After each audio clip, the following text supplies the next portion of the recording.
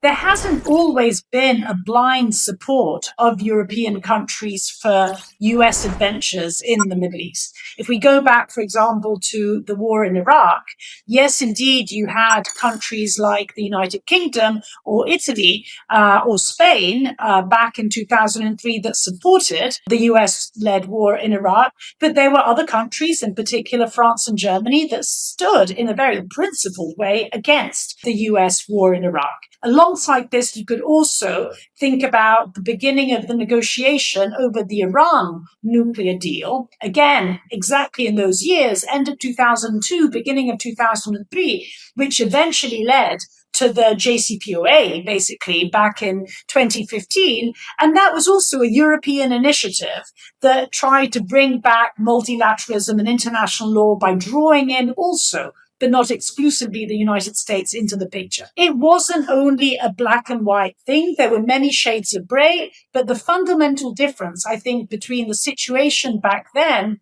and the situation now is that when there was a transatlantic relationship really worthy of the name, Europeans, of course, were always the relatively weaker party of the bargain. And yet they were a voice, right? And yet it was a real partnership. It may have been an unequal partnership, but it was a partnership.